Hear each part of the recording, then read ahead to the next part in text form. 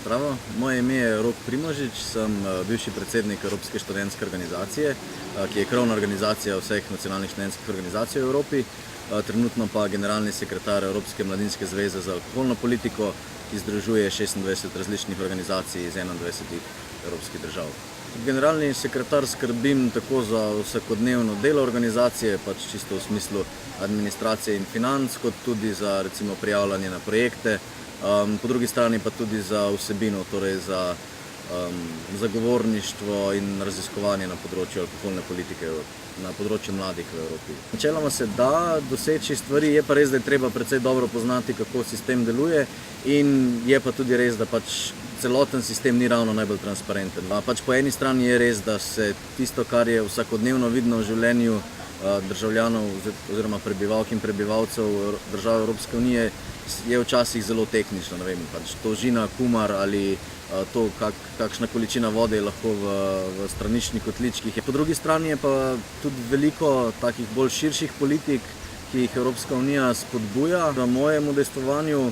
sem imel precej časa, da sem te zadeve spoznal, in moram reči, da nekatere stvari se da prestaviti. Je pa res, da zaradi kompleksnosti sistema, torej že zaradi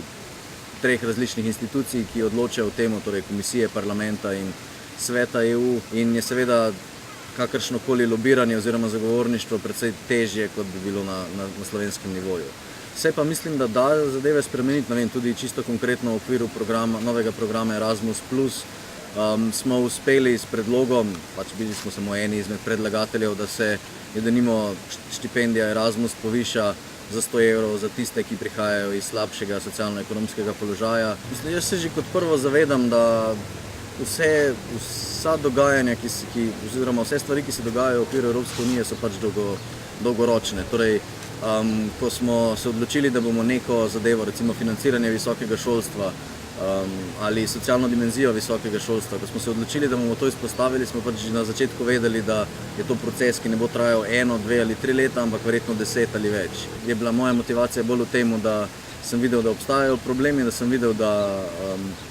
da se je recimo odločanje o nekaterih zadevah preneslo predvsem na evropsko raven in da je to raven, kjer je potrebno vplivati na politike. To mi je predvsem dajalo motivacijo, da sem se pač pogovarjal oziroma da smo se pogovarjali z različnimi predstavniki evropskih institucij.